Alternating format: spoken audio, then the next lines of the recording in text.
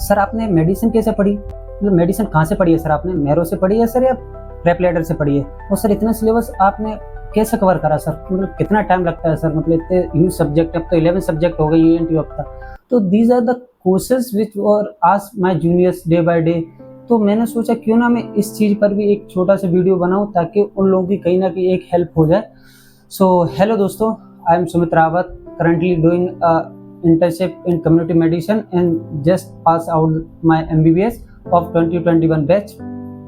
तो मैंने एक लास्ट वीडियो भी बताया था, उसमें लास्ट 3 मंथ बताए थे अपने कैसे क्या हमने कैसे उस चीज़ को फेस करा, एग्जाम फेस को। लेकिन जो आज का वीडियो होने वाला है that my real experience through out my final year of MBBS। तो इसमें जो मेरा अपना जो बेसिक है या फिर जो मैंने कैसे उस चीज़ों को कितने सब्जेक्ट को या फिर किस चीज़ को कितना टाइम दिया और कैसे उस चीज़ को मैंने मतलब कवर किया पूरे साल में, चाहे फिर वो क्लिनिकल पोस्टिंग्स हो, उनके साथ उसकी क्लासेस हो और मेरा खुद की सेल्फ स्टडी हो, मेरी कोई हॉबी हो, मैंने सब चीज़ों को अपने पूरे थ्रू आउट डे में कैसे क्या करा है, तो सब कुछ अपन इसमें बात करेंगे। और फिर जो मेरे जूनियर्स की कुछ सवाल हैं जो कि मैं अपने थ्रू आउट वीडियो में उनको आंसर भी करता जाऊँगा। तो सबसे पहले मैं बात करूँ, लोग पूछते हैं सर बुक्स, मतलब स्टैंडर्ड बुक्स से पढ़ना जरूरी है, बाकी आजकल मैरो प्रेप लैडर के प्लेटफॉर्म है उनके नोट्स आते हैं उनसे पढ़ना जरूरी है। तो मैं जैसे अपना बताऊं, मैं कोई टॉप रैंकर नहीं हूँ, ना कोई टॉपर हूँ क्लास का, I am just average student as like you. So मैं दोस्तों जस्ट बात करूँ अगर मैं अपनी, तो उसमें क्या है, जैसे मेडिसिन आता है सबसे पहले, तो मेडिसिन में क्या था कि मैंने तो मैरो से पढ़ा, मैरो से मतलब मैंने जो अपने डॉक्टर राकेश नायर सर है उनसे मैं थ्रू आउट अपनी मेडिसिन कवर करी। हाँ, अच्छी बात ये थी कि मैंने जो MBBS जैसे मेरा स्टार्ट हुआ था तो मैंने कहीं ना कहीं जो अपना प्री फाइनल 3rd ईयर थे उसमें मैंने 2 सब्जेक्ट सर्जरी और अपने ऑब्स्टिन के वीडियोस देख लिए थे, बस जस्ट वीडियोस देख के रखे थे, दैट्स इट, और कुछ नहीं। उसके बाद मैं जैसे फाइनल ईयर में एंटर हुआ तो मैंने फाइनल ईयर में अपने मेडिसिन के रोज के एक लेक्चर या फिर ऐसे मैंने थोड़ा स्टार्ट जल्दी कर दिया था, मतलब जुलाई के अराउंड मैंने स्टार्ट कर दिया था क्योंकि मेरा मेडिसिन मेजर बचा था, बाकी फिर सब साथ साथ में ऐसा चल रहा था। लेकिन मेडिसिन का हाँ मैं रोज देखते आता है ऐसा। तो अगर आप प्रेप लैडर से ही पढ़ रहे हो, दीपक मारवा सर हैं, वो भी बहुत अच्छे टीचर हैं, तो आप उनसे ही पढ़ सकते हो, कोई दिक्कत। लेकिन आपको मेडिसिन को थोड़ा टाइम बाकी सब्जेक्ट के कंपेयर में थोड़ा ज़्यादा देना पड़ेगा, फिर चाहे आप उसको रोज़ थोड़ा थोड़ा पढ़ें या फिर एक दिन में एक वीडियो की जगह 2-4 वीडियो देख लें वो। बाकी रही स्टैंडर्ड बुक्स की बात, तो बुक्स मैं देखो अपने पर्सनली बताऊं, जैसे मैं हैरिसन है तो हैरिसन में कुछ चीज़ें आप टेबल्स के अकॉर्डिंग देखोगे, जैसे वहाँ पे अगर मैं बताऊँ ओरल हाइपोग्लाइसेमिक ड्रग्स की एक टेबल है अच्छी, कुछ ड्रग्स की टेबल है, कुछ चार्ट्स बने हैं, वो अगर आपको पढ़ना है तो उस जैसी चीज़ें आप बुक से पढ़ सकते हैं in the case of medicine only, ठीक है। वहीं अगर मैं बात करूँ सर्जरी ऑब्स्टिन, तो आपके थ्रू आउट मैरो से वो चीज़ें सारी कवर हो जाएंगी। मैरो में बहुत अच्छा पढ़ा गया सर्जरी और ऑब्स्टिन, इवन ऑप्था भी मैंने खुद सिर्फ मैरो से पढ़ी और मैरो से मेरा एकदम पेपर एक भी क्वेश्चन इधर का उधर नहीं हुआ, सारे का सारा क्वेश्चन मेरा मैरो से बन गया था, ठीक है। क्योंकि ऑप्था एक बहुत ऐसा सब्जेक्ट है जिसको आपको बहुत नंबर ऑफ टाइम्स रिवीजन और रिपीटेशन आपको लगेंगे उसको याद करने के लिए, क्योंकि बहुत जल्दी भूल जाता है। वो मैं पर्सनली बता रहा हूँ, मैं तो एक बार में नहीं, मैं कम से 4 से 5 बार ऑप्था पढ़ी हूँ तब जाके थोड़ा बहुत लिख पाया हूँ। नेक्स्ट क्वेश्चन आता है टाइम ड्यूरेशन। तो टाइम ड्यूरेशन तो कोई स्पेसिफिक टाइम तो नहीं है, मतलब किसी भी सब्जेक्ट के लिए स्पेसिफिक टाइम क्या ही होगा, मतलब ज़्यादा अगर किसी को आप टाइम दे रहे हो तो वो कहीं ना कहीं किसी के लिए कम भी है। लेकिन हाँ, मेडिसिन में मैंने जैसे बताया उसके लिए आप थोड़ा सा एक्स्ट्रा टाइम निकालिए। लेकिन मेन ये है कि अगर आपके जैसे कॉलेज में आपके सेशनल 1, 2 या फिर PU होते हैं, प्री यूनिवर्सिटी, आप प्री यूनिवर्सिटी से पहले तक एक बार एटलीस्ट सिलेबस आपका हो जाना चाहिए। मैं ऐसा क्यों कह रहा हूँ, क्योंकि जब आप PU के बाद करोगे तो PU के बाद आपको रिवीजन की बहुत ज़रूरत पड़ेगी, एटलीस्ट तो आपका एक बार जरूर कवर होना चाहिए सिलेबस थ्रू आउट। तो उसमें मेरा तो ऐसा ही था कि मैं PU से पहले अपना जनरली मेडिसिन, इवन मेडिसिन की वीडियोस मैंने मैरो से देख लिए थे सारे, ठीक है। फिर मैं जो भी कंटेंट था, जो भी मेरे क्वेश्चंस आते हैं इंपॉर्टेंट्स, जो टॉपिक्स मैरो में थे मेरे नोट्स, मैं उनको बार बार रिवाइज करता था। यही मैंने ऑब्स्टिन सर्जरी और अपने ENT optha, even pedia Marrow is also too good, मतलब मैरो की मैं एक तरह से वो नहीं कर रहा, लेकिन हाँ जो मैंने पढ़ा मैं अपना एक्सपीरियंस आप लोगों को बता रहा हूँ। फिर जूनियर्स में पूछते ENT ऑप्था, तो ENT ऑप्था का ऐसा है कि आप ENT तो आसानी से आपका जो मैम है ये मैरो पे वो भी अच्छे से बहुत अच्छा पढ़ा है, वहाँ से नोट से कवर हो जाएगा। इवन ऑप्था का मैंने जैसे बताया ऑप्था भी आप वहाँ से हो जाएगा। तो ENT ऑप्था का आपको इतना लोड लेने की जरूरत नहीं है। हाँ मैं मानता हूँ आपके 9 थ्योरी सब्जेक्ट हैं और इवन अब तो 11 हो गए ENT हफ्ता के बाद, तो थोड़ा एक बर्डन उसके चीज़ का ज़्यादा है, लेकिन मेरी मानिए सब चीज़ हो जाती है अगर आप डेली पढ़ रहे हो तो ठीक है। लेकिन आप लास्ट के 1-2 महीने 3 महीने के लिए पूरा लेके बैठोगे तो मे भी थोड़ी सी मुश्किल आ सकती है। लेकिन हाँ देखो, करने वाला 3 महीने में भी कर लेता है और वो भी पास आउट होके निकल जाता है। तो पास होना is more important in final year other than all the things. ठीक है, तो आप उस चीज़ पे, बाकी मैं पोस्टिंग की बताऊँ, क्लिनिकल पोस्टिंग की, जैसे क्योंकि ऑब्वियसली आपको क्लिनिकल पोस्टिंग में जाना है, क्लासेस भी अटेंड करनी है, थ्योरी क्लासेस, उसके बाद खुद के लिए कुछ टाइम निकालना है तो वो भी करना है। तो मैं सिंपल बताऊँ, आप थ्योरी क्लासेस तो ये जस्ट फॉर, मुझे भी पता है, आप सबको पता है, अटेंडेंस के लिए अपन जाते हैं, लेकिन जब क्लिनिकल पोस्टिंग जाते हो, specially medicine, surgery and the pedia, तो आप जैसे मैं बात करूं सर्जरी की बात करूं, सबसे पहले तो सर्जरी में बेसिक थिंग्स हैं, आप कुछ चीज़ें ऐसी हैं आपको जो कि आप जब प्रैक्टिकल आप देने जाओगे तब आपको रियलाइज़ होंगी कि यार हाँ, अब जब पोस्टिंग जाते तो 1-2 चीज़ अपन वहाँ पर करके देख लेते। जैसे मैं आपको फॉर एग्जांपल, अभी मेरा रिजल्ट जो फाइनल ईयर का यूनिवर्सिटी के वाइवा था, उसमें मेरे अल्सर शॉर्ट केस आया था। अब अल्सर मैं अच्छे से पढ़ के गया था, इस बार नहीं अच्छे लगते थे। वहाँ पर आप जस्ट क्या एकदम से 1-2 बार पढ़ते हो तो उस चीज़ों को बहुत जल्दी भूल जाते हो। एग्जामिनर है वो तो कुछ भी पूछ सकता है। तो आप जब अपनी क्लिनिकल पोस्टिंग जाते हो, वहाँ पर आपका अल्सर का केस आएगा तो कुछ ना कुछ कीजिए, लेकिन उस अल्सर पर आप पूरी अपने अच्छे से अच्छे अपनी स्ट्रेंथ बनाइए। अल्सर हो गया, ब्रेस्ट कैंसर और हर्निया पर लॉन्ग केस हो गया, उधर का लाइपोमा या फिर कोई स्वेलिंग हो गई, ये कुछ 4-5 चीज़ें सर्जरी में जिसके ऊपर आपको आपकी अच्छी नॉलेज होनी चाहिए, ये आपके वहाँ पे केस मिलेंगे। ठीक है, बाकी जो डिफिकल्ट होगा वो फिर एग्जामिनर उस अकॉर्डिंग आप पे ज़्यादा क्वेश्चन भी नहीं पूछेगा, लेकिन जो आपकी बेसिक नॉलेज है वो आपकी जरूर टेस्ट होती है प्रैक्टिकल्स में, ये चीज़ ध्यान रखना। भाई मेडिसिन में बात करूँ तो मेडिसिन में सिंपल कोई सिस्टमिक एग्जामिनेशन, चाहे कार्डियो हो गया, रेस्पी हो गया, फिर एब्डोमेन हो गया, उधर CNS एग्जामिनेशन में आपकी क्रेनियल नर्व्स हो गई, तो बेसिक चीज़ें आपको आना चाहिए। वो नहीं चाह रहे आपसे कि आप उसको डायग्नोसिस को कैसे पहचाना, क्या नहीं करा, वो सिर्फ देखना चाह रहे आपको बेसिक आता है, आपको जनरल एग्जामिनेशन आता है, आपको पहला रिक्टेरस चेक करना आता है या नहीं आता है, आपको BP लेना आता है या नहीं आता, आपको पल्स रेट लेना आती है या नहीं आती है।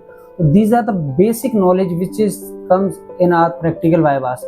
तो आप इतना कुछ करके जाइए बस, बाकी ज़्यादा ना है कि क्या केस आएगा, अगर ऐसा केस आ गया तो क्या करेंगे, वो सब चीज़ें हैंडल हो जाती हैं, लेकिन आपको बेसिक नॉलेज जरूरी होनी चाहिए। मैं अपना पर्सनल एक्सपीरियंस बता रहा हूँ, मैंने अल्सर में मतलब एजेस का जो एग्जामिनेशन होता है, एज में वहाँ पर एज नहीं बता पाया था, ठीक है, लेकिन फिर भी बाकी चीज़ें मैंने कवर कर ली थी, बता दी थी। लेकिन हाँ कुछ मिस्टेक रहती हैं, जो सिली मिस्टेक जिसको बोलें, तो वो चीज़ें होती हैं वहाँ पर। कुछ जूनियर्स का ऐसा भी पूछना था कि सर कुछ नॉलेज ऐसी भी है जो अपने इंटर्नशिप से पहले कवर करनी चाहिए।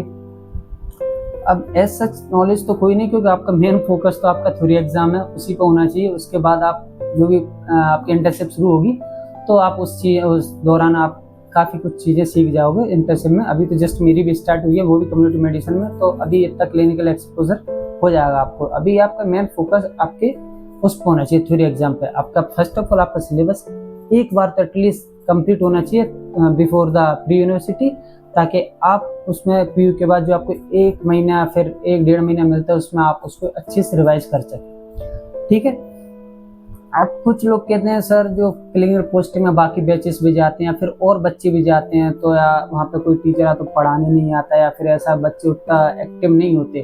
तो मैं आपको थोड़ा पर्सनली बता रहा हूँ, मतलब इसमें बुरा मानने वाली कोई बात नहीं है।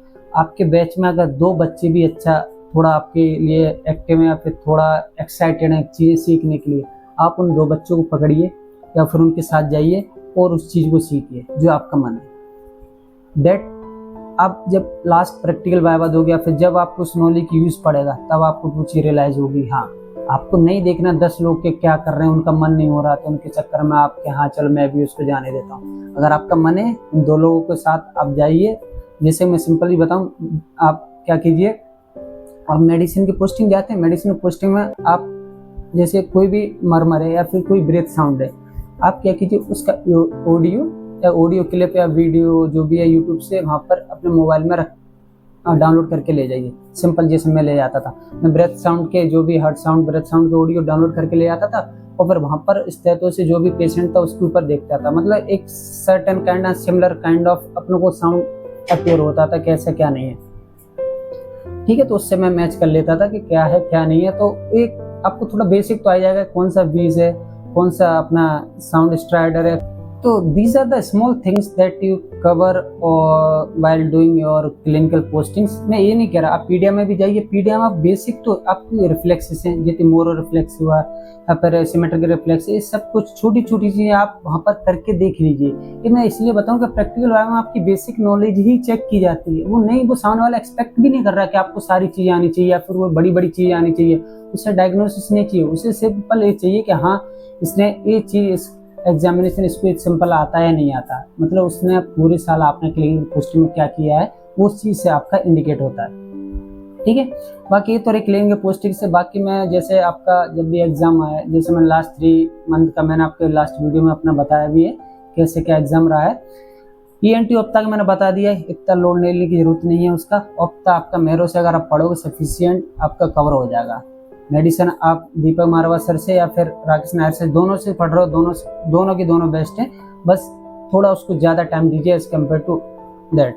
हाँ, पीडिया में एक मैं एड ऑन करना चाहूँगा, जो पीडिया की अपनी OP घाई बुक है, आप थोड़े उस चीज़ को मतलब बुक को कुछ टॉपिक आपको उससे पढ़ने पड़ेंगे और दैट मस्ट बी, ठीक है, वो जरूरी भी है क्योंकि मेरो में थोड़ा न्यूरोनोटोलॉजी अच्छी दी है, लेकिन हाँ बाकी चीज़ें आप थोड़ा बुक से पढ़ लीजिए, कुछ टॉपिक्स नहीं दिए, जैसे गुलियन बार सिंड्रोम आपका जनरली मेडिसिन का पार्ट है, लेकिन फिर भी अगर पीडिया पूछ लेते हैं तो एक बार वो थोड़े ऐसे टॉपिक्स आप पढ़ लीजिए बुक से। ठीक है, बाकी ops gynae and surgery the master class of the Rohan Khandelwal sir and the Sakshi Arora ma'am, they both are too good. जब पी हो जाएंगे आपको तो उसके बाद आपका रिवीजन, तो रिवीजन का बेस्ट तरीका बताता हूँ जो कि मैं पर्सनली करता था। I just take the all the pre-university question papers from all the state colleges of the Madhya Pradesh, तो मैं उनके कॉलेज सारे पेपर मंगा लेता था और फिर बाकी जो अपने प्रीवियस रहते हैं वो वाले question paper and just look out through out all the question paper, and जो क्वेश्चन या फिर जो टॉपिक बार बार रिपीट हो रहा है I just mark in my notes, मेरे नोट्स और जहाँ से भी पढ़ा है मैंने उसे मार्क कर लेता, पी लिख लेता पेपर, और नंबर ऑफ टाइम्स पी कितनी बार मैंने उसमें लिखा है दैट इज मोर इम्पोर्टेंट। तो उस चीज को मैं पढ़ता था, उसका लिटरली मैं आपको बता रहा हूँ आई हैव अबाउट 80 to 90% उसका मुझे फायदा मिला मेरे एग्जाम में। मतलब हाँ, 1-2 क्वेश्चन आपके ऐसे रहेंगे कि जो नहीं आएंगे या फिर क्वेश्चन पेपर ही फिर अजीब आ जाए तो बात अलग है, लेकिन हाँ इस चीज का रिवीजन अगर आपने एक बार सब्जेक्ट पढ़ा हुआ है तो आप क्वेश्चन के थ्रू रिवीजन कर सकते हैं, उससे आपका एटलीस्ट एक बार और हो जाएंगे, जो IMP है एक तरह से इम्पोर्टेंट। बाकी इम्पोर्टेंट की बहुत सारी लिस्ट वगैरह आपके कॉलेज में या फिर सभी कॉलेज में सर्कुलेट होती है, तो आप वहाँ से भी पढ़ सकते हैं। इवन हमारे में एक शुभम करके नोट्स भी चलते थे, तो बहुत से लोगों ने वो भी पढ़े, उनसे भी उन लोगों ने स्कोर करा। हाँ, मेरा ऐसा था कि मुझे वो थोड़ा याद नहीं होते थे अच्छे से, ना मैं उसको रिकॉल कर पाता था, तो इसलिए मैंने वो सिर्फ जनरल सर्जरी के रिस्पेक्ट में मैंने थोड़े वो देखे थे, बस कुछ टॉपिक्स, बाकी वो भी मैंने अपने फिर मेरे उसे ही कवर करे।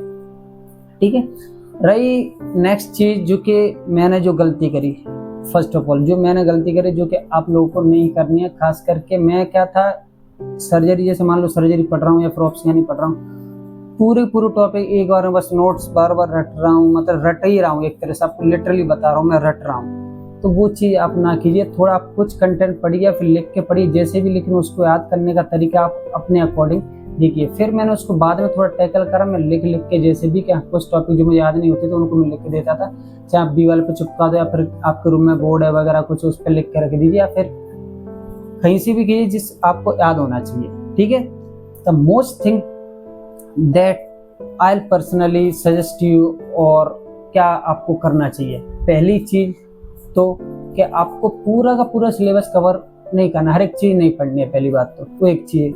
दूसरी, आपका जो भी पीयर ग्रुप है, आपके चाहे एक दोस्त हो या 2 दोस्त हो, वो अपने साथ जरूर रखिए। जब आपका एग्जाम हो या फिर कभी भी हो, कुछ चीजें आपका एक रिवीजन हो गया तो उसके साथ करके डिस्कस करके वो जरूर पढ़िए। मैं ये बता रहा हूँ, अकेले पढ़ के चीजें हो जाती मैं मानता हूँ, लेकिन चीजें याद होना और अपनी परमानेंट मेमोरी में जाना, वो आपको 1-2 लोगों के साथ, अपने दोस्तों के साथ बैठ के पढ़ोगे तो उससे बहुत फायदा होगा। ये मैंने करा है इसलिए आपको बता रहा हूँ। प्रैक्टिकल में जैसे कि मैंने बताया, कुछ बेसिक नॉलेज या बेसिक टॉपिक्स हैं, उनके ऊपर आपकी सिंपल उनके एग्जामिनेशन बेसिक चीज़ें आपकी कवर होनी चाहिए, जो कि आप क्लिनिकल पोस्टिंग में जाके पेशेंट आपको हर एक चीज़ का मिलेगा। बस आपको एटलीस्ट एक बार क्लिनिकल पोस्टिंग में उस केस का पूरा A to Z आपको एक वो होना चाहिए कि हाँ मैंने क्लिनिकल पुष्टि में केस देखा था और मैंने इस चीज़ को ऐसे कवर किया था, ताकि आपको प्रैक्टिकल वाइवा में कोई दिक्कत ना हो। बाकी इंस्ट्रूमेंट ड्रग्स वगैरह वो आप प्रैक्टिकल में बहुत कुछ पढ़ने के लिए तो बाकी फिर उन चीज़ों पे ध्यान दीजिए। तो दोस्तों यही सब कुछ था जो कि फाइनल ईयर में ऐसा था कि फाइनल ईयर में थोड़ा हमारे क्या 2 सब्जेक्ट ऐड हो गए तो ऐसा लग रहा था, लेकिन हमने कर लिया। इंसान की सबसे अच्छी आदत होती है कि वो अगर करने बैठेगा तो सब कुछ कर सकता है, ठीक है? वो आपके ऊपर है। लास्ट इम्पोर्टेंट चीज़, पूरे दिन आपको नहीं पढ़ना है। आप अपने कोई भी 1 घंटे या फिर आधे घंटे की हॉबी निकालिए, चाहे आप कोई भी स्पोर्ट खेल रहे हैं, कोई भी song, dance, art and craft, कोई भी ड्राइंग बना रहे हैं, जिम जा रहे हैं, कुछ भी कर रहे हैं, कोई भी करिकुलर एक्टिविटी कर रहे हैं, आप उसको ज़रूर कीजिए। जो कि आपको पूरा एक स्ट्रेस बर्नआउट है अपना, उसको थोड़ा-सा रिलैक्स देगा, जो कि पर्सनली मैं बता रहा हूँ। तो दिस इज़ लाइफ, आपको ऐसे ही लाइफ जीनी पड़ेगी, पढ़ना तो सभी को है, बस पढ़ने ही आए अपने यहाँ पे। तो बस वही चीज़ें, बाकी दोस्तों this is my personal experience कि हाँ लास्ट में चीज़ें हो जाती हैं करके। आज मैं इंटर्नशिप भी कर रहा हूँ, मेरा रिजल्ट आया था कुछ दिन पहले, तो दैट इज़ हाँ सेटिस्फैक्टरी था, ठीक है अपन पास हो गए, दैट इज़ मोर इम्पोर्टेंट। आपकी फैमिली, आपके दोस्त सब अच्छे से आपके लिए एकदम खुश होंगे। तो अब बस ये चीज़ें रखिए ध्यान में। बाकी अपन दोस्तों नेक्स्ट वीडियो जो होने वाला है अपने जनरली, जिसके लिए आप जनरली वेट कर रहे हैं, अब तक एक पॉडकास्ट आने वाला है, बहुत अच्छे टॉपिक पे आने वाला है, तो आप उसके लिए जस्ट स्टे ट्यून्ड रहिए। तो अपन जल्दी इस वीडियो में मिलेंगे, तब तक आप, अगर आपको ये वीडियो पसंद आया तो अपने जितने भी फ्रेंड्स हैं या फिर जितने मेडिकोस हैं आपके फाइनल ईयर में हैं जो अभी, या फिर जितनी फाइनल में जो फाइनल ईयर में आने वाले हैं, उस सबको सर्कुलेट कीजिए और like share and subscribe to my channel. मिलते हैं दोस्तों नेक्स्ट वीडियो में। Thank you so much.